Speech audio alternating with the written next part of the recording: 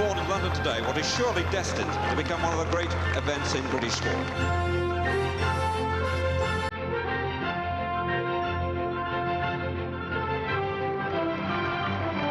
Joe Pavey there, debut marathon. It's one of the greatest pieces of running that we've ever seen.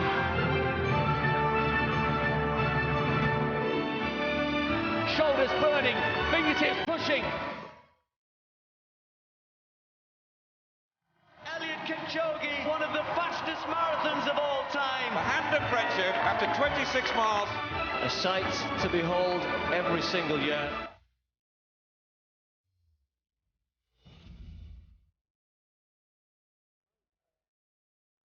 Hello and good morning and welcome to the 2017 Virgin Money London Marathon. We're at the Red Start here in Greenwich Park, one of 3 starts for the London Marathon. The crowds are slowly starting to build, doing their last-minute preparations, their stretches, getting a bit of nutrition on board.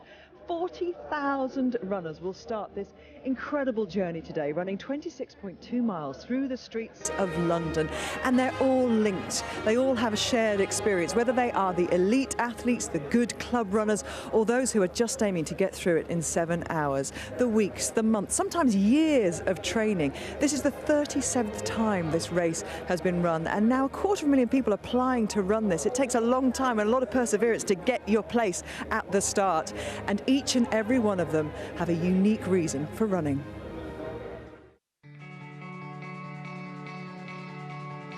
Hi, my name's Tanya. I'm Vincent. Davinda. Thomas. This is my wife Laura. Sorry, got that wrong. Start again. Am I going? Hi there, my name is Pepe. I'm from Mexico. Ottawa, Canada. Kent. London. Wakefield. The United States. Liz Avery. I'm 32 and I'm from South Wales. Sorry, I'm a bit overexcited. I'm running for my father, who's unfortunately suffering from pancreatic cancer. The Children with Cancer UK, and it's in memory of my mum. I have a point to prove, having come back from a life-threatening illness. Memory of my dad who lost a few years ago. I'm running for a premature baby charity. Everything I can do to help, I will do. I'm running because, well, frankly, I'm nuts. It's something I've always wanted to do. We're going to do all the major marathons. This time last year, I hadn't run more than 5k. People say I'm over the hill, and I'm not. Why not do it now? It's now or never. I am an epileptic. I'm running just to show that I can do this. I'm running because I'm a type 1 diabetic. Stay healthy, both physically and mentally. Running together. Thank you. Good luck to everybody in that film and to all the runners who you can see are now gathering at the start here in Blackheath, and awaiting them is a journey they will never forget. Let's remind ourselves of the route they will run today. At just over 6 miles, they'll pass the iconic Cutty Sark, one of the great trade ships, which now, of course, resides in dry dock in Greenwich. And then at 13 miles, it's the halfway mark, and it's the site of Tower Bridge. But there's still another 13 miles to go. At 18 miles or so, the runners will pass through the business district of London and go past Canary Wharf, and still 8 miles to travel. But the finish isn't far now, and with over 2 miles to go, they'll pass through Blackfriars Underpass. And sometimes this is the area where the elite races can really take some dramatic twists and turns. And then after passing Big Ben, it's the final sprint home, if you've got it in your legs. Buckingham Palace and the Mall. And after 26.2 miles, the most welcome sight for everyone, the finish. And it truly is an inspiring place to be. We'll be there a little bit later on. So they're the main landmarks the runners will pass today. But this really is where it all starts. It's the business end of things, because behind me here you can see the trucks that will take all the bags from the runners today to the finish, so they can meet up with their luggage a little bit later on. And what a logistical job that is back here. 900 people will help with that alone. Then there's some very important buildings just off there in the distance, and the runners you can see here behind me are all getting very excited. Good morning.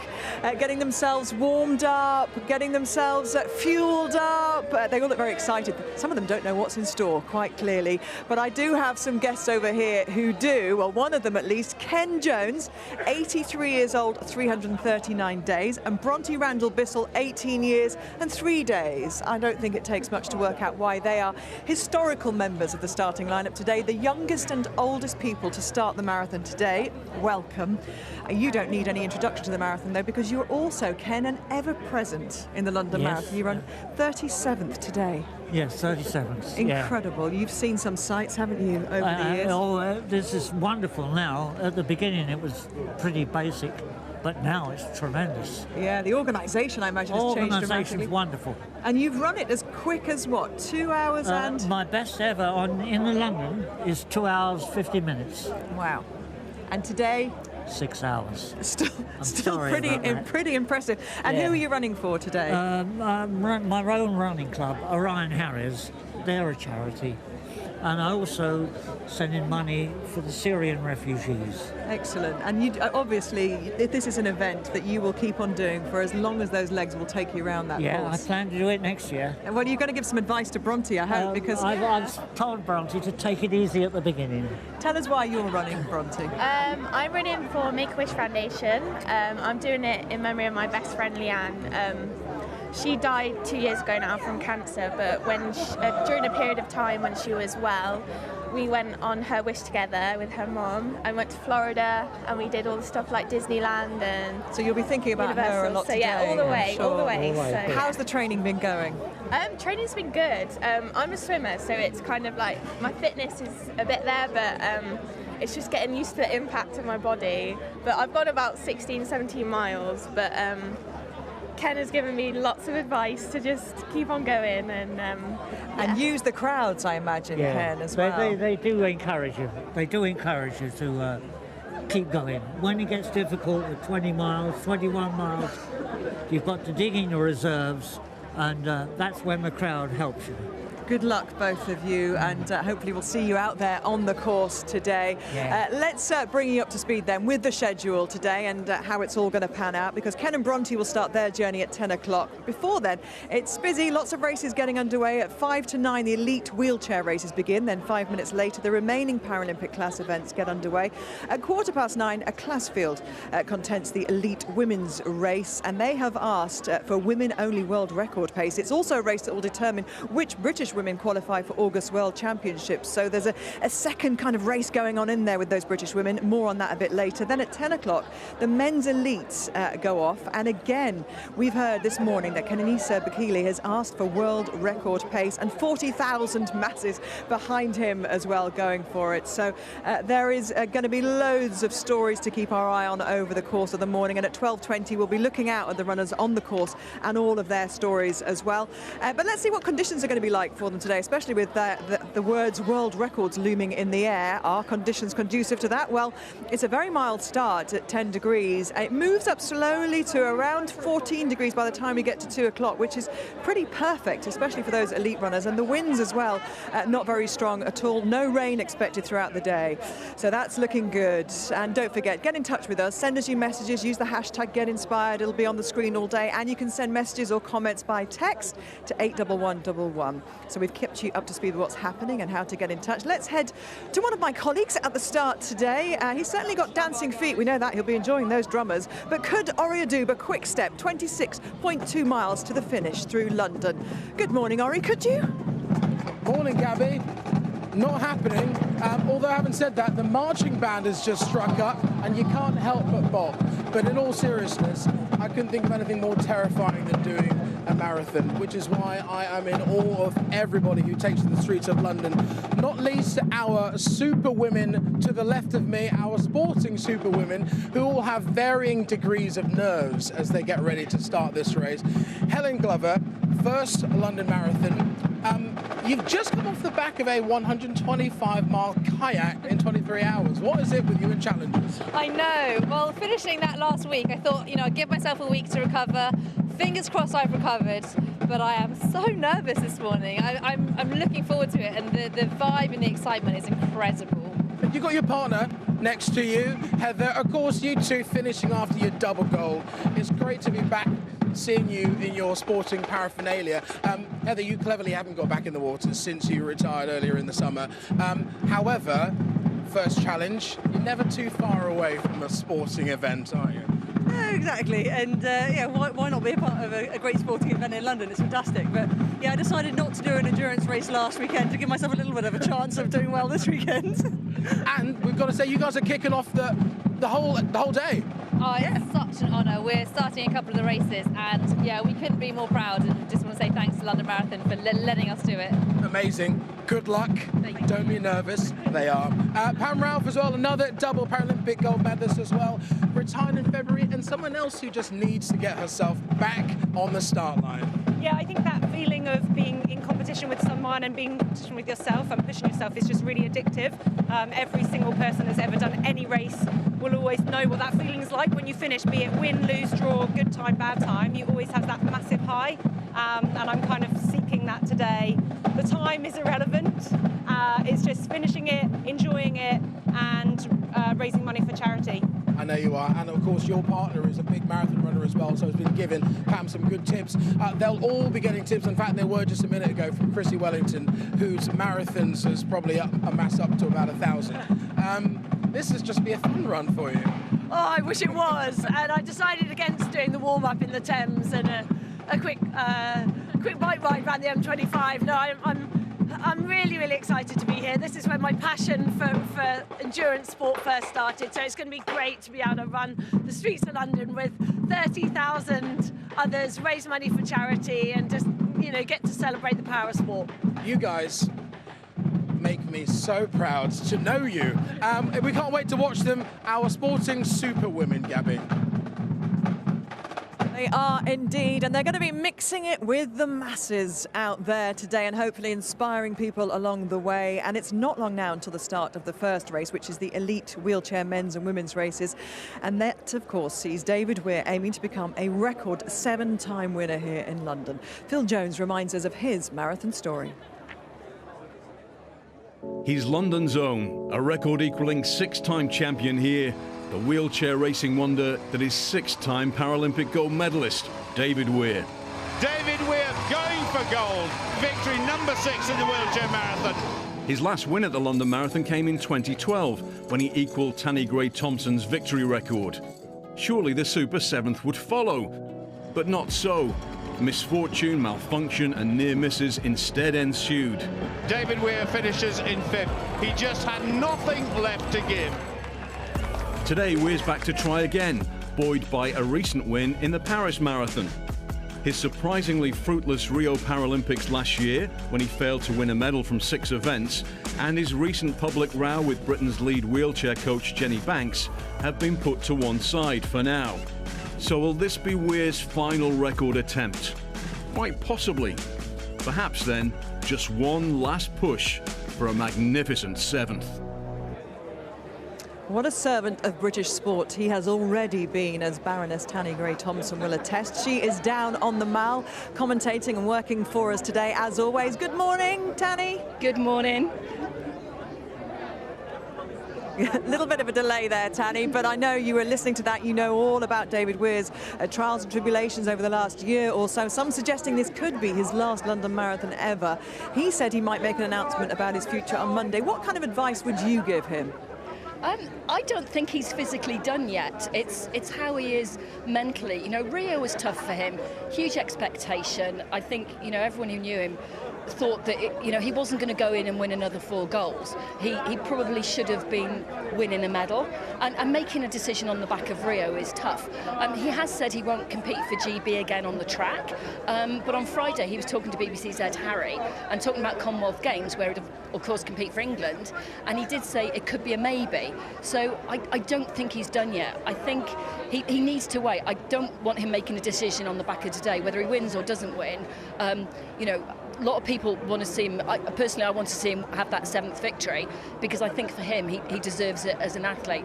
I'd also love to see him carry on road racing, because he's got so much potential still left in him. As a wheelchair racer, he still, you know, hasn't hit his prime. Let's talk about the field and who's in there to beat him and who he's going to get the challenge from. It's another really strong world-class field, isn't it? Well, virtually everyone in the men's and women's race, apart from David Weir, have come from Boston, which they raced on Monday. Marcel Hug from Switzerland won that. You've got Ernst van Dijk from South Africa. I think what we're going to see in the men's race is they're not going to be making it very easy for David Weir. You might have a few athletes racing together to try and block him out. We've got 8 Japanese athletes in the race as well, so they could well race as a team. In the women's race, we've got Amanda McCrory from the USA, Manuela Shah from Switzerland, who's the world record holder, and there's probably 2 or 3 athletes who could challenge for the title. Tatiana McFadden from the USA is not here this year. She raced Boston, but she's had a problem with blood clots, and she's been advised not to travel. So I think on paper she was looking the favourite to win, but on current standing this morning, we're expecting fast times from the men and the women. Thank you so much, Tanny. We'll hook up with you a little bit later on. Those elite men's and women's wheelchair races, of course, going off. The first races to go off this morning. They'll be going off very soon. On Thursday, there was an incredible programme, Mind Over Marathon, which involved a group of runners who've suffered various mental health issues, and they're going to run the marathon for the first time. This year, of course, the charity of the year for the London Marathon is Heads Together, and it's a campaign which is led by the Duke and Duchess of Cambridge and Prince Harry. It's aimed to end the stigma around mental health and raise greater awareness and understanding of people with mental health issues. If you missed the documentary, it was incredibly powerful. A lot of people with mental health issues hide it so well. You wear a mask day to day. People assume that depression is all about being sad, and it's not. It's mostly just feeling absolutely nothing, like just feeling completely hollow. For 10 runners lining up in Greenwich this morning, just being on the start line is a huge achievement. Earlier this year, they were set a challenge by the Heads Together campaign, led by the Duke and Duchess of Cambridge and Prince Harry. Nice to meet you. Hi, good to see you again. How are you? They started training to run the London Marathon, despite suffering from a range of mental health issues. It's estimated that 1 in 4 people will seek professional help for their mental health at some point in their lives. It's a huge and growing problem. As a nation, we need to grip this, because talking about mental health is best for everybody. It doesn't matter who you are. None of the group had run before, and the aim was to show how exercise can be a helpful part of treatment. One of the 10 runners is Rianne Burke. Her mental health issues began 5 years ago when her 1-year-old son George tragically died from pneumonia. Then 5 days later, her husband committed suicide. When I heard that he'd also passed away, my life as I knew it was over. Me as a person had changed forever. The effect it has on you as a person. You know, I used to be very bubbly and confident, but actually inside I feel dead myself. For Rianne and the other runners, taking part in the marathon has given them a well-needed focus. And there's been plenty of support on hand from the charity's founders, for whom this is an important and personal cause. Well, I think you're incredibly strong, and I don't know how you'll manage to do this as well. It's incredibly impressive. Can I ask you one question? Obviously, when your mum passed away, you were obviously a little bit older than my children, but I obviously worry about them growing up. Yeah. They'll be okay, won't they? They'll be absolutely fine. With a mum like you, they'll be absolutely fine. That's true, they will be. You never get over it. It's such an unbelievably big moment in your life that it never leaves you. You just learn to deal with it. And you know, you being there for Ollie and Isaac is the most important thing, because you'll provide the blanket of kind of stability and understanding that they need. Yeah. And I can't tell you enough, you know, you doing this is an incredibly big positive step, and I really hope it brings you what you need. And I'm delighted to say this incredible bunch of runners are with me now. And I think everybody behind us here who saw the documentary on Thursday, they gathered as if we just had a reunion of the Spice Girls or something here. There was such great appreciation for these guys. An incredible programme it was. And Rianne, can you believe you're here? No, it's been a long time coming, and I just can't believe the reaction. You know, everyone has been so supportive, and I think it's what's going to really help all of us today to get through this massively. You've taken so many physical and mental steps along the way to get yourselves here. Physically, has the challenge been everything you thought it would be, and has the running been the biggest challenge in a way? Yeah, it's been both physically and mentally challenging. Mentally, obviously, for the reasons that a lot of people know, but physically, you know, it's grueling. It's a long, long way. And, you know, a lot of us have been injured and a lot of us have struggled at times, but we're all here today. And what do you think it's meant having each other in this group as a support? It's meant everything. You know, it's training for the marathon wouldn't have been an easy thing to do at all if we didn't all have each other. We're all, for want of a better word, kind of broken people, and just to have a network of strength and you know, love and respect around you, it's just, yeah, it's incredibly vital. Brilliant to do it as a group, Bobby, and to do it with each other's support. And of course, I imagine there might be a little bit of competition for times as well. Who's the quickest in the group? There's no competition for times. I'm not going to say who, because they might attack me after and try and sabotage, but I think I might just beat everyone. What are you hoping to run it in? I'm going to be happy with anything. As long as I get to hug people, high-five people, have a good time, take in the atmosphere, I'm going to just do it. I think the hugging and the high-fiving will not be a problem, because there is so much love and support out there on that route. You know, I've been privileged to be here for a few years now watching that, and it is an emotional day anyway, you know, to be out there and to be running. What has it done for your life, Rhiann, do you think? It's changed a lot. It's given me a lot more confidence. It's given me routine. It's lifted my self-esteem, my self-worth. And also to know that you're not alone in the journey of, you know, torment. We're all together. We've shared experiences. We've shared how we feel. And yeah, life goes on, and I think all of us here are going to take a lot from this experience. And Chevy, do you think that you will carry on running? Is this something now that's in your life forever? Well, for all these guys, I think we set off from day one, myself and Charlie, just to instill that, you know, movement is for life, not just a marathon, for lack of a cheesier phrase. But do you think you've instilled that in them, that they're going to keep doing it? 110%, whether it's walking, whether it's jogging, whether it's running, I think they've all kind of understood that just getting out the front door can help with mental wellness, mental well-being, and hopefully the nation will recognise that.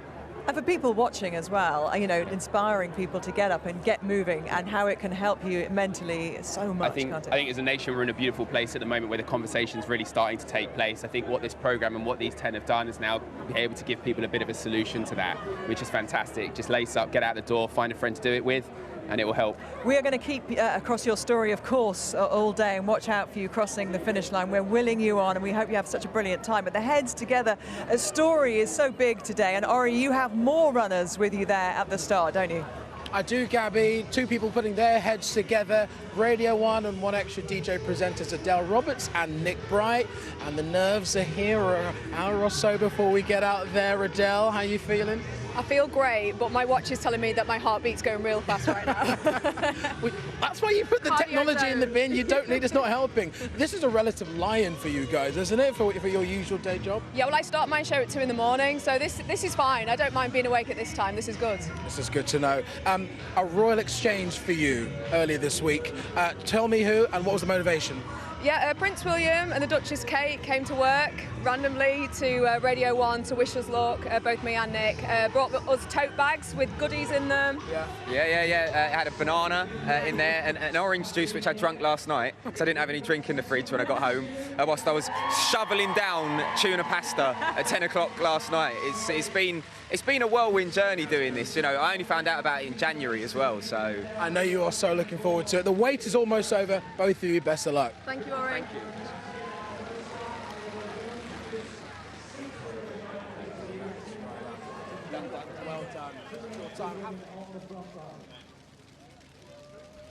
You can see just behind Ori, the wheelchair racers were getting ready to start this on the blue start. There are 3 starts, the blue, the red, the green, and they all come together eventually. But here in the blue start, the elite women's and men's wheelchair racers. There is Susanna Scaroni, the American, who finished 3rd in Tokyo and Boston, behind Manuela Schär and Amanda McGrory. Okay, let's welcome from the left, from the USA, with the best of 1:38, Susanna Scaroni. Different courses have huge effects in wheelchair racing, in particular in marathons. See Jade Jones behind there. Tanya alongside me knows very well indeed, and we'll be looking to see if she can post a decent time today. Amanda McGrory, though, lost out to Manuela Schär in Boston, but had got the better of the Swiss athlete in Tokyo in a photo finish. And there is Manuela Schär with the previously dominant Tatjana McFadden missing Tokyo and struggling in Boston with those blood clots. So Schär has been the athlete to beat. He was undefeated in 2016. It's the Paralympic champion from Switzerland. And there is the man to beat Marcel Hug in the men's wheelchair race. Marcel Hug, 31 years old now, the Swiss athlete. was in David Weir's shadow Twice for the a champion while, in London but from Australia, the tables Kurt have turned. Fearnley. Kurt Fearnley, the Australian, second here last year, twice a winner before finally, that. 6 times the London champion. And there will be some noise for this man. London 2012 Paralympic golds from Great Britain, David Weir. This is 18th London Marathon, 6 times the winner. Magical 4 golds in the Paralympics in London, but last year finished 3rd here and struggled in Rio, didn't finish the marathon. What can he achieve here? See Helen Glover, Heather Stanning getting them underway. And Tanya Gray-Thompson, we've been chatting a lot about the sort of vagaries, the difficulties of this course. So different to Boston, which they raced recently, which actually for wheelchair racers is a very, very quick course. This can be fiddly at times. The London Marathon course is quite twisty and turny. The profile drops in the first 10K, which is quite fast, but quite early on into the race you start hitting the roundabouts. There's speed ramps on the road in the first 1.5 miles, and we've got a really big pack of men on the right-hand side. You know, everyone wants to try and jump in the draft because it makes such an advantage. Marcel Hoog's taking it out because he will want to be controlling the race. Kurt Fearnley in second. And David Weir just needs to run a smarter race. He doesn't want to do too much of the front because he wants to conserve his energy. It's so different to the other races we'll see today in terms of how you recover as well. People will be saying, well, my goodness, they raced in Boston Monday and they're racing again here, but it's a very different thing. You put in the efforts throughout the course, but you do have time to rest as well during the course. We'll just run through some of the main runners and riders for you here and look down the course. We're talking about the 3 starts. They have the blue start, the red start, the green start. They'll all converge eventually, but these are some of the main contenders in the men's race, and this is how they stand. They've got the World Para-Athletics Marathon World Cup. Marcel Hoog is the favourite in this today. Ernest van Dijk, very strong though, the South African as well. Look out for a very strong Japanese contingent. Yamamoto may well be up there, but Watanabe as well. The women's race, and it's all changed without Tatjana McFadden because she's won the last 4 here, and so without her, Manuela Schär is certainly the athlete to look out for. Well, McGrory and Scaroni train together. They're both from the University of Illinois, so they might be well working together and trying to protect each other a little bit. But between the men's and the women's race, there is no drafting. So we saw the women on the left-hand side. It looks like they're settling down into a very different race. They're not trying to jump into the men's pack. But around these bends, when it starts bunching up, you have to be really careful because there's not a lot of space. They're probably pushing about 18, 19 miles an hour at the moment, so you have to be really careful that you don't kind of clip any of the curbs along the way. But Marcel Hoog is looking very comfortable at the moment, and just in the green chair behind you can see Britain's Simon Lawson, who had a fantastic Boston Marathon on Monday and did a huge personal best, and is now the fastest Briton. Well, it's interesting to talk about Simon Lawson there because he is a T53 racer, which means that he would be slightly more impeded than T54s. But there's also a T51-52 race taking place, and the 2 dominant figures in that are Ray Martin and Santiago Sanz. So look out for them. They have slightly less function than the T53, T54s, Danny. Yeah, the 52s have very limited hand function, and so they'll be posting slow times. They also push very differently to the men's 53 or 54, who have stomach function and have full chest function. But it's looking a big pack of athletes at the moment. Simon Lawson's looking a good position, and Dave Weir tucking in 3rd place, just looking very comfortable at the moment. This is a very good view to see the techniques involved, Tanny, and to see the chairs that they use as well, because these are high spec, but also Hoog able to look around and then just you put in a few little punches, and then you can sit up, you can look around, you can, and as you said, in the first 5K there's in fact a very steep downhill section from Woolwich down towards the Thames at about 5K where you can build up some huge speed. Yeah, sort of down Shooters Hill, they can be going at sort of 35, 40 miles an hour, but Marcel's just having a look around, seeing how big the pack is. This is probably the biggest men's pack we've had in London Marathon for probably the last 8 or 9 years. So, you know, it's kind of interesting that there's already this number of people who are staying together. And on the left-hand side, we've got Heinz Frey from Switzerland. He wants to be nearer the front just because he's a higher level athlete. And, oh, this is always a difficult part of the course. I drew breath there because if you're drafting behind people, you can't see which way people are moving. You aren't necessarily going to see where some of those barriers in the road are. Well, they went through a mile in about 3:30, so off they go to deal with all the sort of road furniture there, the speed bumps and the traffic islands, and we'll head back to the start. Because also taking place here today, we've got the IPC Marathon World Cup races, different categories. You've got T11, 12, men and women. And again, we'll explain these. T13 men, T45, 46 men. We've seen the T51, 52 wheelchair racers out there, but away they go here. And in the wheelchair race, you've got Marcel Hugo, who's one of 3 reigning World Para-Athletics Marathon World Cup champions, who is back to defend their crowns. But also, here you have T11, T12 for para-athletes with a severe visual impairment. They run with guides.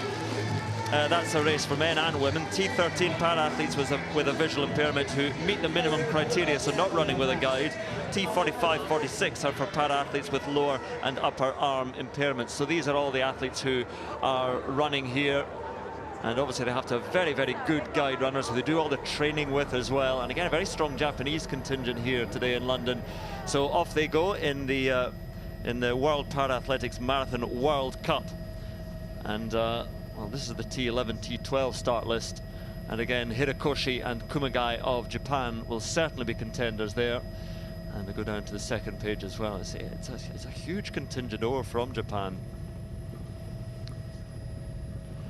And in the T13, just a couple. Tim Prendergast, who's been based over here for a while, goes for New Zealand.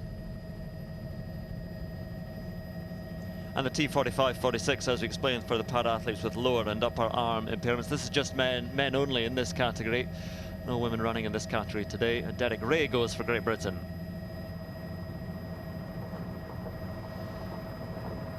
So head back out to the wheelchair races, and again, a reminder, you might be watching the London Marathon for the first time, but they are pretty far east. They start in Greenwich and then they head further east, as Tanya was saying, Shooters Hill and out towards Woolwich, and then they come down towards the Thames and head back west, and then they're still on the south side of the Thames. Then they eventually will cross at about the halfway stage at Tower Bridge, then go back out towards Canary Wharf, and then back down the embankment towards Buckingham Palace and home. But I say Marcel Hugo took them out. But the best way to think about this, Tanya, is not perhaps in terms of standard marathons, but in terms of cycling races, because that's how it works. It works with packs, it works with drafting, it works with athletes working off each other. It's much more similar to cycling than it is to running, and that's why the athletes can race back to back. You know, most of the field have done Tokyo, the Boston, they're going to Seoul next week, so the recovery is much quicker because it's about overcoming momentum, not gravity. It doesn't put as much pressure on your body, and if you're sitting in the middle of the pack, and you can just see Dave wearing the blue top there, he's getting a draft, he's conserving lots of energy. You know, it's a really good place for them to be. The danger at this stage with such a big pack, you might get some people who go for a do-or-die move and try to sprint off the front and run a sort of a brave race. It's way too early to be trying to do that at the moment. Well, we talked about David Weir, and there'll be a lot of attention on him, and well, he was certainly feeling pretty confident when he spoke to us a few days ago. I'm just happy to be in good shape to compete with the guys. I don't put that pressure on my shoulders. I'll wait until the morning and see how I feel, but you know, I'm in pretty good shape, and I'm happy with my performance over the last couple of weeks. I won Paris Marathon, I won it in a good time. I broke away from the field at 21 miles, so I felt pretty strong, and it gave me a lot of confidence coming for Sunday's race. David Weir, and he's part of this pack that went through the second mile in about 3:48, so slightly slower than the first mile, but again, that's such a difference. And I was walking the course yesterday, I was having a large part of it, and just the undulations, which obviously for the runners later on are a bit of a factor, but for the wheelchair racers, that is exaggerated tenfold. Yeah, I mean, all the guys talk about the wheelchair race just being a series of sprints joined up together, because you're having to turn around the bends, you know, the up and down of the course. You're constantly kicking. Now, you can see now, as we're getting to a faster bit of the course, Just Cassidy on the left-hand side, who's got really bright wheels. He's always great to pick out in a pack. They'll want to be at the front, because when the guys start kicking, it takes a time for it to filter to the back of the pack. And you can see now they're coasting down the hill. They're probably hitting 30 miles an hour at the moment. You can't quite see the speed, But this is where it starts getting interesting because of having to come around the bends and maintain the speed. They're splitting up, but the pack will start coming back together again. This is why you work in coaching a lot. So much is about aerodynamics. You think of a time trialist on a bike, and it's about long, and it's about low, and it's about narrow as well. And they do so much work on the aerodynamics. Their aerodynamics are huge, and you see they're all trying to tuck down and not lift their head too much. It's always a potentially dangerous part of the course, because if you're not looking where you're going, you can hit a little bump, and at this speed, even hitting a stone on the road will take you out of the chair. And it's also learning not to panic at this point in the race. It's because you will make that distance back up. But it's interesting to see how the Japanese athletes are all racing. They're slightly racing as a team at the moment. I would have expected to see Ernst van Dijk and Kurt Fernley a bit nearer the front, but you know, they might still have a little bit of lactic in their arms from the weekend, and they're not being too brave at the moment. Well, it's interesting, though, you were saying before the race that one of the groups that would not be afraid of the downhill section were the Japanese athletes, and it was Hiroyuki Yamamoto who was leading them down. They're down, so they've had that little bit of a breather there down the hill, round the roundabout, so they're a bit closer to the Thames now, but Yamamoto still leading them out at the moment, but they will close up. The pack will come together as they head deeper into the course.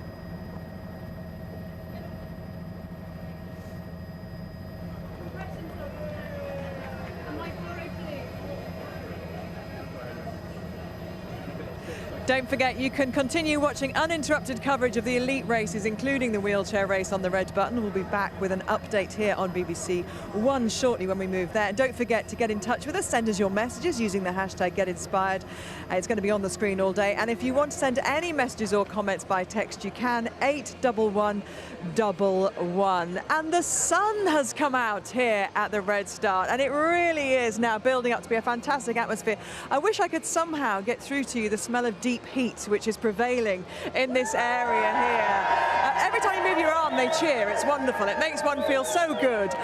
Now, if running the London Marathon wasn't enough for you today, how about getting up a little bit earlier and getting married? Well, that is exactly what these two lovely people have done here this morning at 7:30 at the Cutting Sark. Jackie Scully and Duncan Sloan tied the knot, so they are now man and wife. Congratulations. Thank you very much. Thank you very much. Thank you. And what an incredible thing to do. Whose idea was this? I'm afraid it was mine. And basically, Duncan proposed to me 3 weeks before I was diagnosed with an aggressive form of breast cancer. And at a time that could have ripped us apart, two incredible charities, Willow and Breast Cancer Care, gave me back my smile and reminded me of what it is we're all fighting for in life. And they gave us hope, and that's why we've gifted our wedding back to them. That is an incredible thing to do, a selfless thing to do, and to agree to it and go along with it as well, because I think it was Jackie's idea, wasn't it? Yes, it certainly was. I just kept on saying yes. So here we are today. Good man, you've got a winner there. But Jackie, your story goes back even further than that. It does. So a decade ago, I had my pelvis rebuilt. So I spent my 20s learning how to walk, and I couldn't dance at my friend's wedding. And obviously, bearing in mind I haven't danced to my own yet, I'm risking even that now. But I just want to show the world that where there's a will, there's a way, and you can really go an awful long way when you have the right people by your side, the right charities, and love will get you round. It will get you round, but not together, ladies and gentlemen, because because not an orthodox way to get married, and then you've decided to go your separate ways from the start. Because you're a bit quicker, are you? Yeah, I'm going to start by running away. Yeah. Well, my gift to Duncan for agreeing to do all of this and trek the Great Wall of China for our honeymoon is that he gets to run it at a time that he really wants to. I'll be bringing up the rear and hopefully not hobbling my way around with my dad, who also has a hip replacement. So it's going to be an epic day. It's going to be an incredible day. The sun has come out for you. Conditions couldn't be all every bride wants is to have no rain on their wedding day. And I'm not sure she wants rock tape and compression socks as well, but you know, I've done everything. And very fancy wedding shoes as well that you've got on very today. Comfy.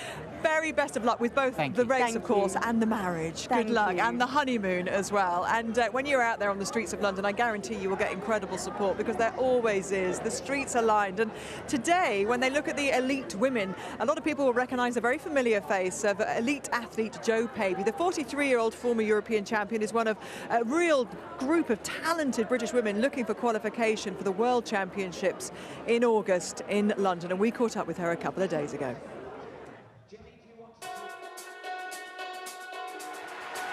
Come on, Jo Pavey, and away she goes. A glorious, glorious run. It's gold for Jo Pavey. Jo, we haven't seen you for a little while. How have you been? Yeah, right, just putting in the training, keeping it going, and having this focus of the London Marathon has really kept me motivated, wanting to put in the miles, and I've really enjoyed the change in emphasis, really, but really looking forward to it. When did you sort of make the decision? Was it after Rio, or I presume 2017 London World Championships was something you just didn't want to miss? Yeah, exactly. I mean, I'd really love to try and compete in London 2017, a world champs on home soil. It'd be such an amazing opportunity, and obviously fond memories of London 2012 and knowing what that home crowd feels like. So definitely that's a motivation. And the marathon, even though I've done a couple, it did feel like a new challenge, something that would really keep my motivation going, and just such fond memories of competing in it before and just really wanting to give it another go. Jo Pavey there, debut marathon. My first marathon, which was the London Marathon, I definitely learnt the hard way. People had told me, oh, you've got to pace yourself, you know, it's so important. And I was like thinking, yeah, I thought I was listening. But as soon as the gun went off, I just went for it. I really wanted to try and be competitive, and I wasn't ready to be up with those top girls. And I definitely felt like the last 40 minutes of the race, I felt quite delirious, just trying to push myself to that finishing line, thinking that I ran this really badly. You're still a bit of a novice at the marathon, so how do you approach that? I'm getting older now, but I still think the marathon is an event where potentially I could get a PB. The build-up I've had has been consistent. I've trained really hard. The one thing I'd say is I've had a lot more illness than I would have liked, but I think any busy parent can relate to that, the little ones bringing home the bugs. No build-up is ever perfect for any runner. I think it's just dealing with the ups and downs is what you have to do, really.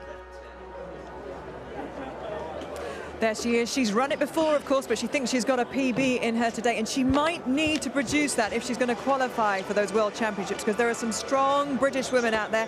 And to explain that battle of Britain and also tell us where the elite race is going to be won, we can now join our commentary team of Paula Radcliffe, Steve Cram. And Steve, I have to say, and normally I would, of course, introduce you last, but for the very last time, I'm going to say welcome to Brendan Foster. This is his final and 37th London Marathon. An emotional day for all of us, Steve. Yes, there's already a tear welling up in the commentary box in all of our eyes.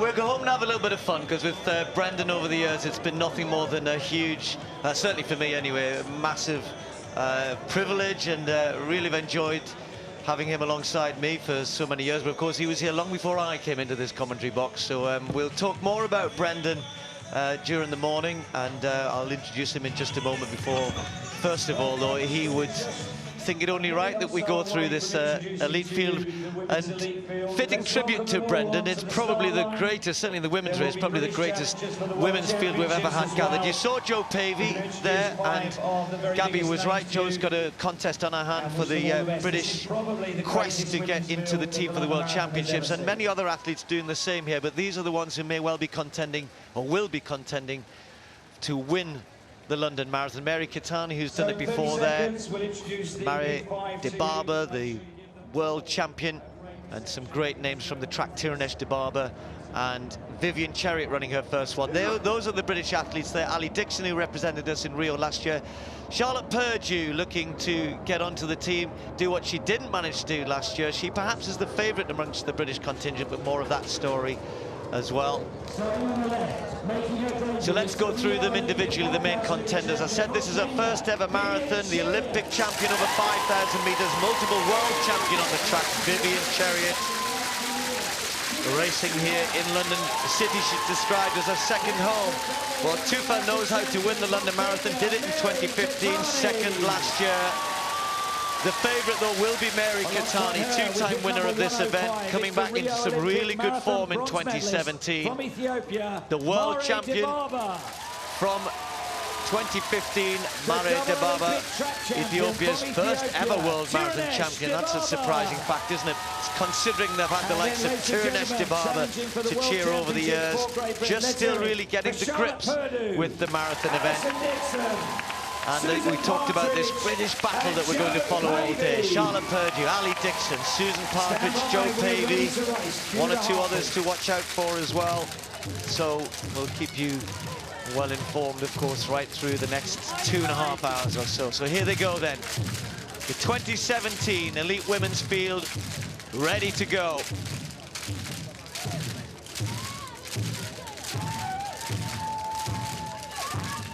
The countdown to what we hope will be a classic race.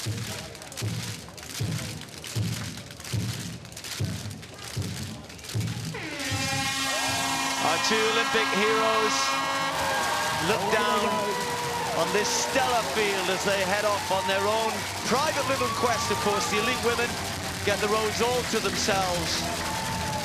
Pacemakers wearing the black and white stripes of Shaftesbury Harriers, and for those who perhaps don't know that that is the club strip of Shaftesbury Harriers and think it's actually and I'm looking at him already, a nod and a wink towards the great Newcastle United supporter, and going to be sitting here for the final time at the London Marathon, Brendan Foster. Good morning, Brendan. Good morning, Steve. And I wasn't going to mention the football this early, seriously wasn't, but I was looking forward to mentioning it later on, because things are changing in the football world in the Northeast, and I'm sure a comment later. But this is a significant event these days. This is a great field, one of the best fields we've ever seen here in London, and a race, real race here, will unfold. But women take the centre stage, and that's absolutely the right thing. Wonderful to see. And Paula, you must feel the same. Yeah, I'm looking out here and I'm looking at perfect conditions for marathon running. Perfect temperature, hardly a breath of wind. The sun's already out on Blackheath and it's starting to peek through here at the finish on the Mall, and they've got absolutely perfect conditions. They're all here in great shape, and it's a great place to come and run and know that you're in shape. Go out there and absorb the atmosphere all along the routes today. And I remember my dad back when I did my first run in 2002 telling me, you get into the Isle of Dogs and there's nobody there, you've got to really keep your focus, and it's packed today. There will not be one quiet spot for any of these runners out of there. Well, I said it's one of the greatest fields. It's full of world champions, it's full of world record holders on the track, it's full of Olympic champions, but of course the world record holder is sitting here. You've just been listening to her, but Mary Katani and others are going to be chasing, they hope, a quick time today, and it sometimes can be a bit confusing, I know, for those who aren't aficionados, but there is a world record for the women's only race, which is also held by Paula Radcliffe, apart from the fastest time ever run, and that's 2:17:42, which is kind of the target today. But I think most of all, they're going to be interested in winning this year's London Marathon. Right, an update on the wheelchairs, Andrew.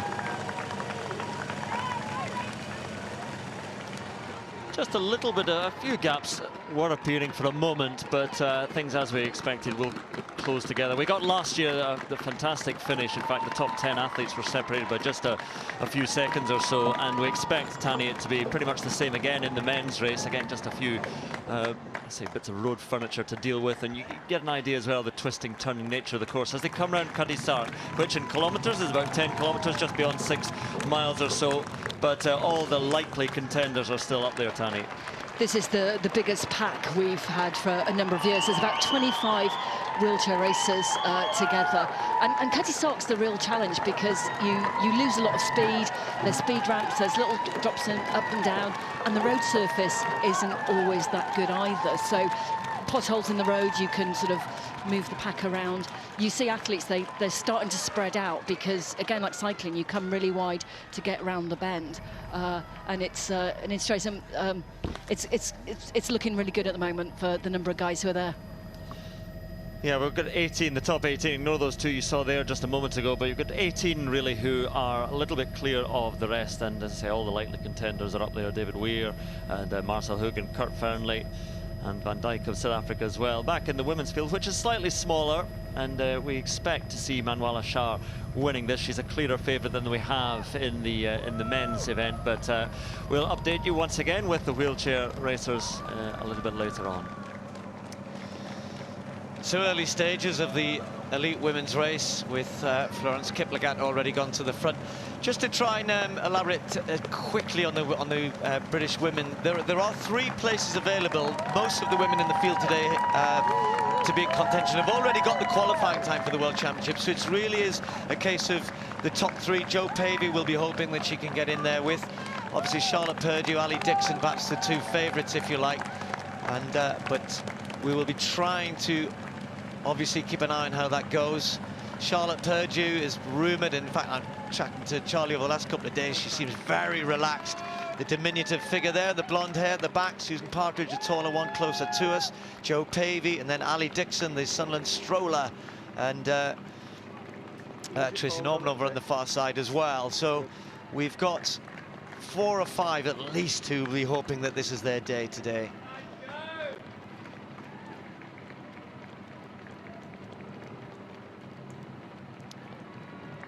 Charlotte Arter is going to be pacing another British athlete over on the far side wearing the black and white. I know, Brendan, you don't think it is, but they're all wearing black shorts as well today, because normally it's red, it's black and white stripes and red shorts. And I'm sure it's just for you, but never mind. You're just egging me on here, Steve. I mean, honestly, I'm going to say it now because things have happened and changed in the Northeast. And last year when Newcastle got relegated, you sent me a text saying, here's the route to get to Burton Albion. Well, to be honest with you, I'm going to return that text to you this year, and I'm going to tell you that Fleetwood are going well, and you may be visiting Fleetwood next season. So I've got that out of the way, so it's 1-1 now. Well, I look forward to visiting both of those wonderful towns. Anyway, right, more of that later. And women's elite here, of course, they've struggled, actually, the organisers, to get... When you're going to run at record paces, you're finding good pacemakers is always difficult. But I think there's enough good women in there. There is one pacemaker for that lead group. There's plenty of them asked to go with the pace, and they will be running at around 2:18 pace, at least to halfway, and then see what happens after that. Well, they've gone through the first mile in 5:15 there, so they're well up on the schedule that they asked for. I mean, often in the first mile you want to stretch out your legs a little bit as well and see how good people are feeling, get rid of a few of those nerves, a few of those butterflies, and then settle down into the pace that they want to set. But they're just dropping back a little bit, but already Mary Keitany is committing herself well at the front. Well, one piece of news which certainly athletic fans will be very much aware of is last year's winner and, of course, the Olympic champion, Jemima Sumgong, not here. And if you remember what happened last year, we can have just a little look back. It was a really dramatic race last year. We had a couple of fallers, in fact, but you may remember that Sumgong herself had a really heavy fall and banged her head, actually. And for a little while we thought that might be it for her, but she got up and came on to win the race in a great race, and then went on to win, of course, the Olympic title. But about a month ago was found to have tested positive for EPO. And let's hear the thoughts, first of all, of Jo Pavey on that. I think it's a shame that you've got a winner like Jemima Sumgong testing positive, because they're just ruining the sport. I mean, we're glad that she's been caught. I mean, that's one good thing to say. You had so many years where you didn't really hear about a competition testing happening in Kenya, and the fact that that's happened is a good sign. It is a shame for the sport that there's still people out there cheating the system and ruining the name of our sport, because you want to believe a good performance. You want to be looking at athletes winning Olympics and big events and admire their performance, and people like her are ruining the sport, because every time you see a good performance you're wondering, oh, is that for real or not? Well, as ever, pretty strong words from Jo Pavey. And I think we should mention, Brendan, the fact that that positive test was a part of a wider testing programme that the World Marathon Majors, including London Marathon, have contributed funding towards, which resulted in Sumgong in an out-of-competition test.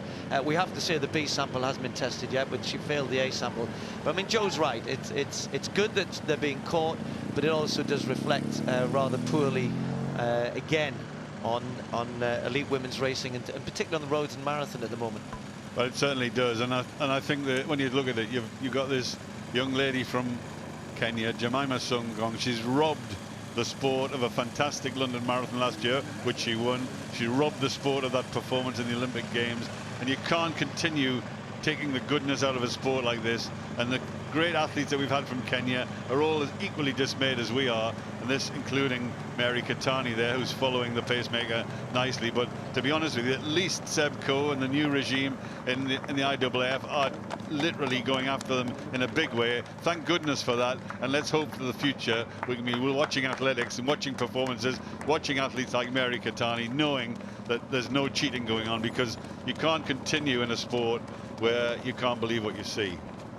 And that last point, Brendan, about can't believe what you see, unfortunately that then reflects on performances from others. And to be fair, there have been some, we've had a new world record in the half marathon just recently, and inevitably what that does is people just point the finger, and now we don't know one way or another, but it just, it takes the belief system away, doesn't it?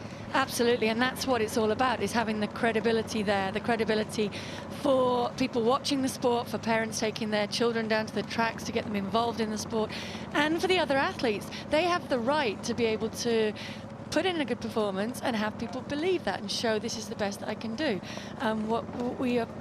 What's happening when we don't have a good enough testing system in place that all of the cheats are being caught, and when we get more and more people being caught from the same country. I mean, there's a case to argue now, is should Kenya be subject to some kind of ban in the same way that Russia was? I don't believe it's as institutionalized in Kenya, but certainly there are fingers pointed at the other Kenyan athletes because of what some athletes in Kenya have chosen to do, and they've chosen to cheat, and they've damaged the reputation of their country in doing that. But I think the difference there, Paula, is in Russia it's institutionalized cheating. In Kenya it's random cheating by people looking for an advantage. The great distance running nation of Kenya has got some fantastic athletes, and a huge number of them are being legitimate. But when you look at that run last year in the Olympic Games, I described Jemima Sungong's run there as textbook distance running, and really, Steve, it wasn't textbook distance running, it was textbook cheating, and I'm horrified that actually happened by a great nation being led down by an athlete, Jemima Sungong.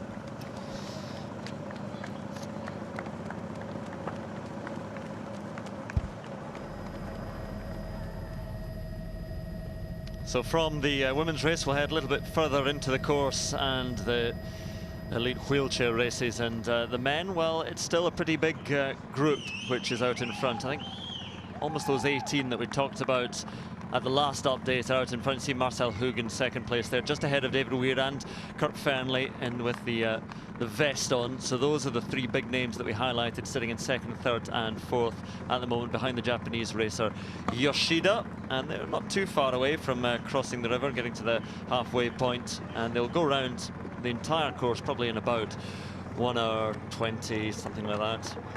The current pace they're going is, the men are looking around 1:25, although the first half is quicker than the second, so they may well lose a couple of minutes.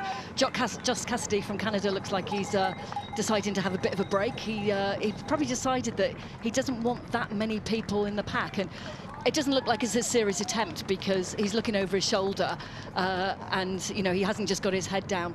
But Josh is good on the downhills. He won Boston a couple of years ago, world best time. So he's playing to his strengths at the moment, which is really important. Always trying to adopt that tactic of attempting to hypnotize his rivals with those wheels. Just an update on the women's race as well, because the three who we highlighted at the start of Manuela Shah, the favourite, Susanna Scaroni and Amanda McGrory, had broken clear. They've been joined by Marguerite van der Broek as well.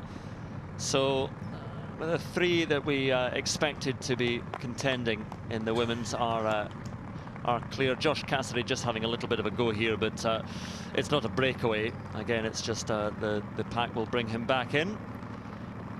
But we can join the women's race. Well, the news already is that Mary Katani has decided that the fast pace that had been asked for, the others are kind of sitting off this, which is a little surprising. You could understand Vivian Chariot thinking, okay, my first marathon, I won't go for it. The second mile was a sub 5 minute mile. It is a quicker mile, Paula knows, but they've broken away early, and there is, my concern for Mary would be there's only one pacemaker here, and if she feels sorry Paula's for her. representative feels sorry for her, but she could have a lonely run out there today, because she's obviously asked for fast pace. She's broken away from the lead pack at a very early stage, not even through 5K yet. But she means business, Paula. She definitely does. I mean, this is actually the fast mile now, the third mile, which is predominantly downhill, and you can really make up time on this. But she ran 4:59 for a second mile, and I think the girls behind are absolutely on the pace they asked for. They're on 69-minute pace. She's way ahead of that. I mean, she's ahead of 2:50. She's ahead of the pace that I ran in 2003 at the moment, and she's definitely got the bit between her teeth and is really attacking today. And yeah, I don't feel too sorry for her. I did not get a pacemaker that went past 5 miles.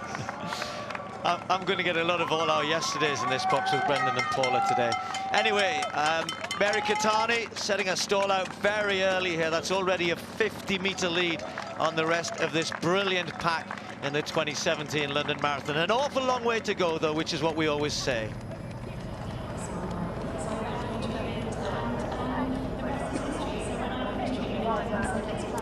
Well, I've repositioned here to the start, and the bandstand behind me here, full of anticipation about the royal starters who will be coming along a little bit later, because of course it's not long now until the elite men and masses go off on their 26.2-mile journey.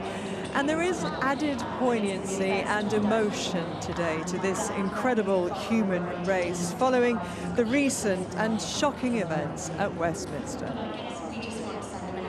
Please, can we get rid of my... Just a month ago, a terrorist attack tore at the heart of London. 5 people simply going about their business would not return home, will never return home.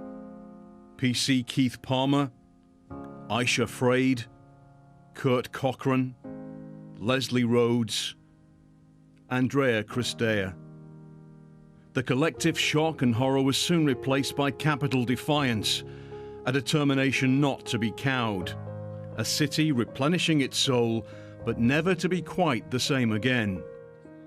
Today's the first time since the Westminster attacks that London can truly come together as one united capital, masses unified in a celebration of humanity, a most public healing. And it's the way that we know and love London. We're going to see that hopefully a little bit later on today. But I've got 2 very, very special people with me now who are running today with memories of people lost in that attack, and also running for the Police Dependents Trust, Mara Pizzali and Julie Henderson. Mara, tell us your connection to the Westminster attacks. Well, I was running already the marathon. I had a place, then that terrible tragedy happened, and so I decided to dedicate this run and start raising money for John's family. He's touching everybody, John obviously, his colleagues and everybody else. So we're trying to do our best here to help John and his girls, and me with the run, everybody else with the fundraising. So yeah, it's a very special day. And you will get so much support out there on the streets of London. And the beauty of this event is not just the support, not just the camaraderie, it's the international flavour, isn't it? And that's what we know and love about London. That's right, that's what London is about. I've been in this country for 20 years, and it's been amazing how, it's become such a special place. It's so many different nationalities, multicultural. That's what we want. And Inspector Julie Henderson, I should say, because you, can I just come across you there, Mara, so I can get into Julie? Because Julie, you were on duty on the day of the attacks. What was your role that day? So I was responsible for the intelligence response to what happened on the day, so we needed to find out what happened, where it happened, and get the information to the troops as quickly as we could. I already had a place in the marathon, and I'm here today running for the Police Dependents Trust. Tell us a bit about the Police Dependents Trust. So what they do is support injured officers and officers' families who've been killed, and they provide financial support and occupational health support, so psychological counselling and things like that. And they need £2.5 million a year to keep running. So that's why I'm running today, to try and raise some money to make sure we can continue to support those that help us all. And we saw you yesterday go down to the point of the attacks and lay a wreath, and already there have been so many floral tributes and candles laid at that point. And does it, I mean, you must see the best and the worst of mankind, but does it always surprise you at how incredible people are in times like this? Yeah, I think yesterday and also on the day in question, it just shows how powerful we are when we all come together, and nothing will take us down, really. We come and unite together as a community, and that's police, emergency services and members of the public as well. And, you know, only good things come from bad stuff, and we do see a lot of things that nobody should ever see, but we also see the best of everything as well, and it's a great job to have, and I love it. I know you've policed the marathon in recent years, so you know exactly what it's going to take to get to the end of that finish line, so best of luck today, Julie. Thanks very much, thank you. And best of luck to you as well, Mauro, out there on the streets of London. Okay, let's head out and have a look at some of the people you might also see out there today, because you might recognise a few faces, not from the elite races necessarily, but there are always plenty of celebrities who are out there raising money for good causes. Famous faces to spot on course today include Match of the Day 2 presenter Mark Chapman. 4.5 hours is Chapper's aim. A similar target for his BBC colleague Chris Evans, Radio 2's now regular London Marathon entrant. Sub 4 hours is the goal for former Manchester United and South Africa footballer Quinton Fortune. Olympic champion rower Helen Glover is no duck out of water. 3 hours 20 is her target. A more modest 5.5 hours would please ITV newsreader Nina Hussain. Paralympic rower Pamela Relf has sights set on a time just beyond the 4-hour mark. The professional TV viewer today becomes The Viewed. Gogglebox's Basit Siddiqui is on a 4-hour mission. Kevin Sinfield is a rugby league great of many medals. Today he'll add a London Marathon one. His aim, 4 hours. Adam Woodyatt, EastEnders Ian Beale no less, is playing it safe with an estimated finish of around 7 hours. Sounds like a stroll. TV presenter Sian Williams thinks she's in 4-hour 20 shape. But let's face it, to finish it all is a major feat, whatever the time, for our face race runners today. Feast your eyes on all of these famous faces. We will introduce them as we move our way along the line. There's quite a few of them, all nervous, I'm sure, some more than others. Chris Evans, you've done this over and over before. Why'd you keep coming back? Because these lovely people pay loads of money for children who need to join us, and they're running here. Cambridge you've done as well, haven't you? And they're going to New York, and they've bid loads and loads of money, and they're so excited, and they're a little too overexcited last night. Not the perfect pre-marathon preparation, I have to say. What do I need to know? Guinness. That's all you need to know. Protein. And I'll show you the video later on. Sorry. Okay. Well, you can show us the video at the end of the marathon. Good luck to all of you and your Radio 2 Children in Need team. Thanks so much, Chris, man. Everything that you guys do, brilliant. Now, we're very excited, aren't we? Yeah. We're very lucky to be here. Thanks for your support, and we hope everybody has a great day. It is the best thing you can do if you get the chance. Chris has got his team lined up. We've got another barrel of people here looking forward to it. Sian, you've done this as well before, but maybe a few more nerves this time around. Yeah, a few more nerves this time around. I think everybody's running for a reason, and I'm running for Heads Together, and it's a mental challenge for a lot of us, I think. Yeah. So, I think many people here are going to have to dig deep, yes? Okay. I'm holding Sian's hand, and I'm not even running, for crying out loud. You should be.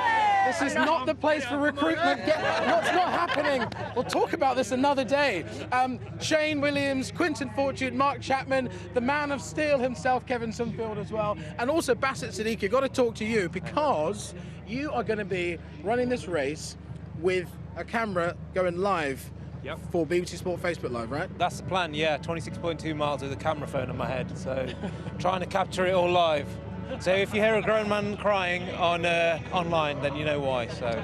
Well, your brother and your dad, I'm sure, will be looking forward to seeing you all the way. Do you know what they're doing today? They're putting up a fence, and they'll probably be having a coffee. So they're going to send me posts to show me that they're just chilling. So I think that's what's called family motivation. Basit, to all of these guys, the very best of luck to you. right on cue, the drummers have just started behind us here, and they are fantastic and enjoying them next to me. I'm in an Ian Beale sandwich, which was a thing at one point, wasn't it?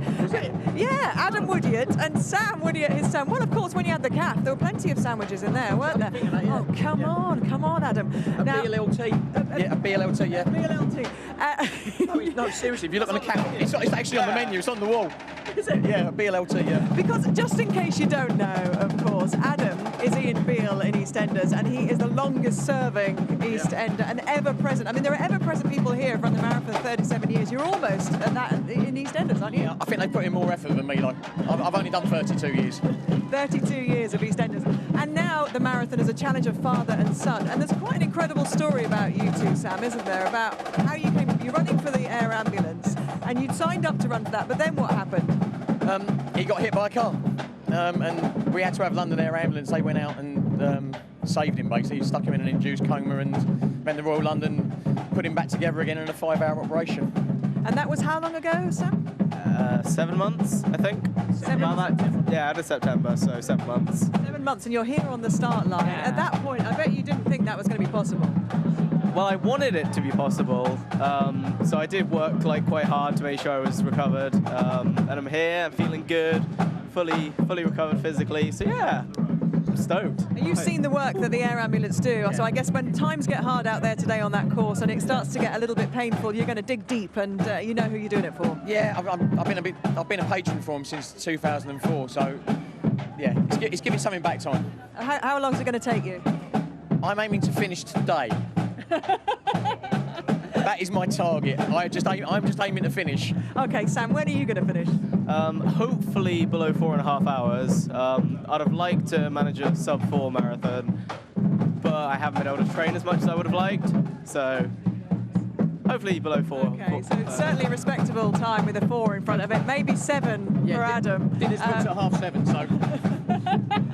Okay, well, a father and son combo here coming in at a more leisurely pace, shall we say, than the women are going out there already on the streets of London. How's Mary Catani getting on, Steve Cram? Well, last we saw, Mary was storming ahead, and I have to say, certainly the young lady next to me is getting a little bit nervous, but I think Mary Catani just might be overcooking this a little bit. If I told you that she was on about 2:11 pace, which will be probably quicker than any of the British men will run today, which is a bit silly early on. I mean, Mary's a great athlete, knows what she's doing normally, but it's gone off at a crazy pace, I think way too fast. We'll have to watch that as we just look at this chasing group. See Tracy Barlow at the back of that group. I think that is, I'll have to check. No, this is the chasing of the British group a little bit further behind, actually. The British group are further back, but the British group have started pretty quickly, actually, because they're obviously heading at around theoretically 2:28 pace, but the British group are a bit inside that pace, 17:25 through the first 5K.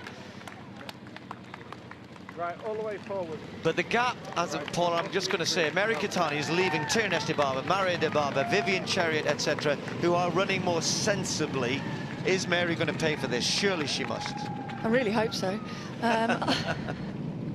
Because this is phenomenally quick to be running. It's, even for a half marathon, this is close to, I mean, Mary Catani's run very fast for the half marathon. She's run 65:13, and she's not far off that pace. And what she will also be seeing on the lead car in front of them, they now see the cumulative time of the time that they're running, the last kilometre split, and the predicted finish time. So at one point in this race, you will have seen 2:10:41 pop up on that predicted finish time.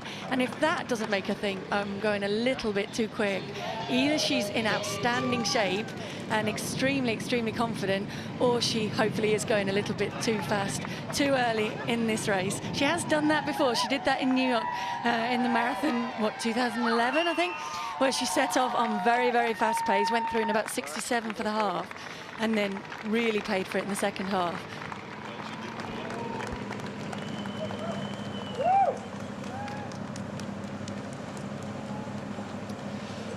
Meanwhile, in the wheelchair races, well, Tower Bridge. The men's wheelchair racers are some way through Tower Bridge now. There was what we thought was a crucial break at Tower Bridge and beyond, where the three main contenders of Marcel Hug and David Weir and Kurt Fearnley broke clear. But then they were reeled back in. So this is as it stands now, as they head through Wapping and out towards the Isle of Dogs and Canary Wharf. So everyone's back together again. There you see Marcel Hug, the favourite, the defending champion, just tucked in behind David Weir and going through Kurt Fearnley. And this gap, all still connected, all still in with a chance. This was as they came through Tower Bridge, but there's some way past this now, and they are all still together. We thought that this gap might open up just as they came up the slight incline coming away from Tower Bridge, but eventually they were reeled back in. So further down the course, they are all together again.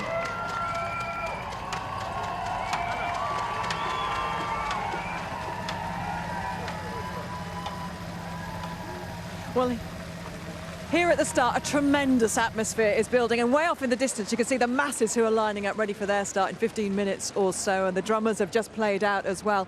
The crowd here is expectant. I can see the flashes of the bulbs going off just over there because the royals have arrived and they will be starting this race. Prince Harry and the Duke and Duchess of Cambridge, whose charity, of course, Heads Together, is the official charity of the London Marathon this year, aiming to break the stigma of mental illness and mental health and open up that conversation to the masses. And they've been doing that this week, and there are so many great causes out there, so many reasons to run, but I doubt there'll be many people who've gone through what this lady has. Her name is Zamzam, and this is her story.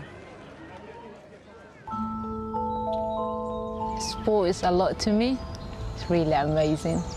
I've never get tired when I'm running. I just want to keep going. I don't want to stop the whole day, to be honest.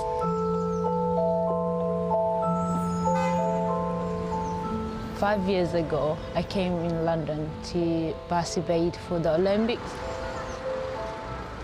Since that time, I haven't been back to my country. I was born and grew up in Somalia. I was born in 1991 in Mogadishu.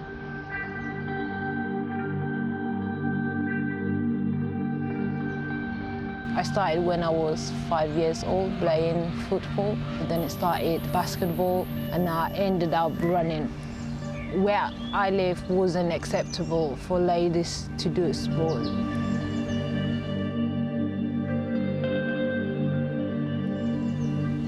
It was really difficult, especially for the ladies. They knew I'm sporty, so it wasn't safe.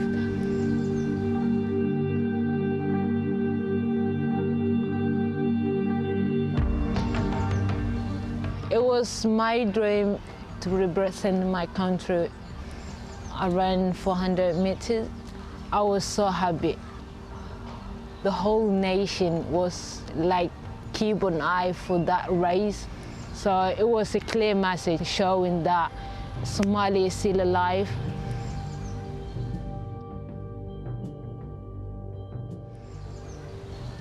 What happened to my family wasn't really good. Sorry.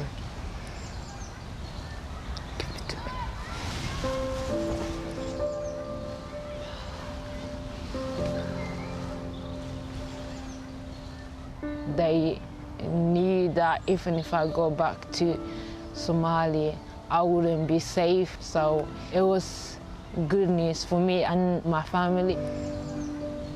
But Britain is different. It was other world to me, so I ended up becoming homeless. It was hard to find where to live, who I go with. Then I found the hostel. When I was in the hostel, I met the running charity because they were working for homeless as well. So Zamzam's gonna go first. I'm gonna walk her way in. I got back my motivation. All right, Zamzam, go. They treat me the way I wanted to be treated. They helped me the way I wanted to be helped. Britain is my country right now. It's where it changed my life. It's where I feel safe. This marathon is my first time ever I run it. The reason I'm running is for the running charity. and to show the other women who live around the world who doesn't get the chance that I get, to show them do what you want to do, follow your mind and your heart.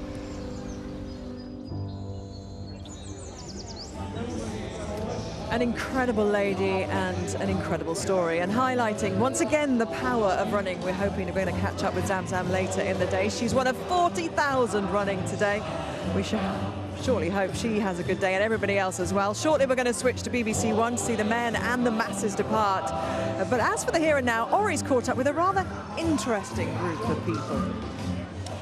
Gabby, most people will do the London Marathon for fun, for charity. Some will do it for a personal best. Not many will do it for a record, not least a Guinness World Record, which is where my fabulous friends here come in. Look at all of this. Have you ever seen anything like it? You probably have at some stage of the London Marathon, which is what this race is all about.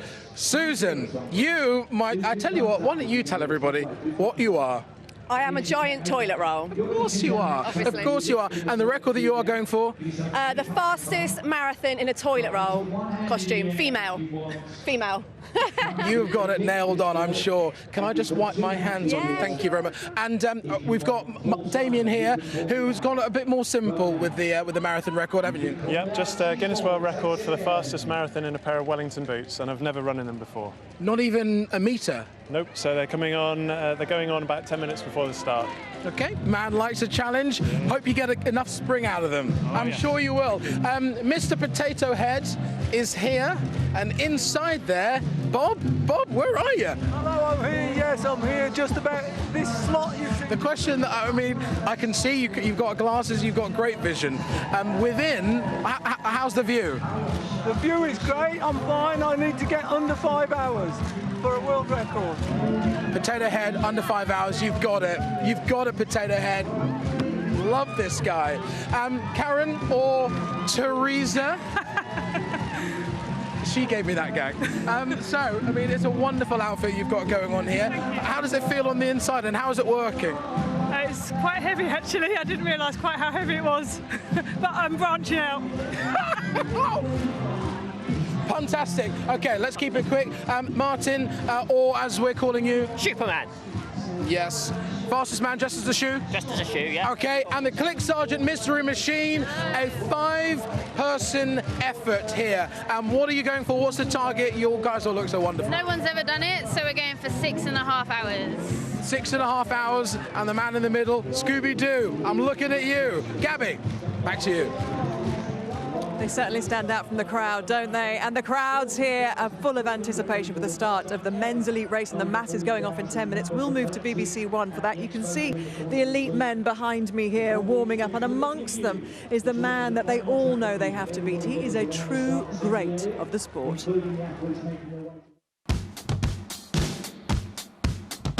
In a world where the word great can be overused or the term legendary athlete questioned, Kenenisa Bekele is deserving of both tributes. He's the stellar name in this year's men's elite field. On the track, the Ethiopian long-distance runner was a dominant force. He won 3 Olympic titles, 5 world titles, and broke both the 5,000 and 10,000 meters world records. His 2014 transition to the roads brought him victory in his marathon debut in Paris in a course record time.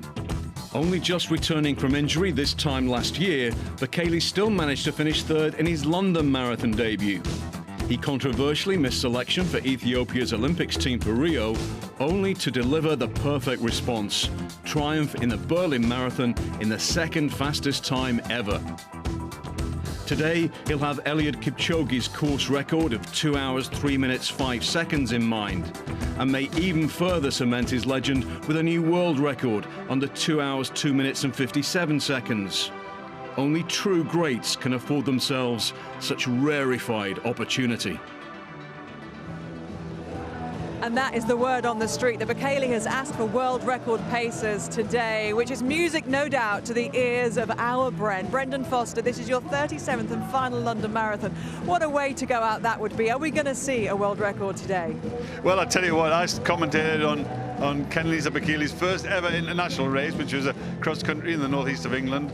And at the time, I thought he was going to be great, but I didn't think he was going to be this great. I would love to see him go out today with a run like that. I'm a little bit nervous for him because he's had a few niggles in the last few weeks, but what a way to go. Kennedy Sabakili, one of the greatest of all time. Could he win London Marathon, and could he win it in a world record? We shall see, Brennan. We'll also see some of your great moments over the last 37 years or so when we move to BBC One, which is what we're doing right now. See the race go off, the men's elite and the masses in a few moments' time. We'll see you on BBC One.